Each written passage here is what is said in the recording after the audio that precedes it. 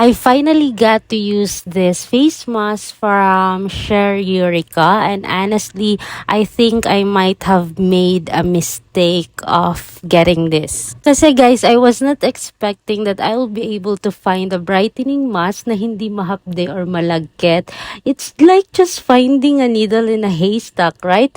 Usually, after 5 minutes, nangangati na yung face ko or sobrang lagkit na, parang ayaw nang ma-absorb ng skin. Yun talaga yung experience ko sa face mask. So, I was a bit hesitant at first talaga. Pero baliktad yung nangyari dito. Well, the mask is actually huge, too huge for my face, as in best.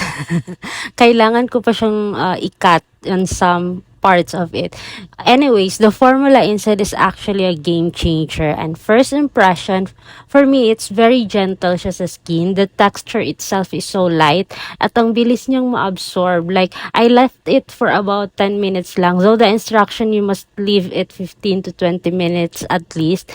Pero medyo impatient ako that day. So, hindi siya it doesn't take that long. And of course, yung excessive residue, hindi ko siya tinatapon, nilalagay ko siya sa neck ko, and it feels so nice and so soothing. Malamig siya sa balat na parang nakapag instant spa session. And though kahit medyo malaki yung sheet niya, madali lang naman siyang gawa ng paraan. Overall naman, my skin feels hydrated, and look at that, fresh yung siya, hindi siya greasy, and it got a hyaluronic acid and nicotinamide in it. So safe to say that it is definitely staying in my skincare routine. So have you guys tried this Share Eureka products before? Budol ba siya sa inyo, or is it legit skincare? Share your first impressions on this on the comment section down below, guys.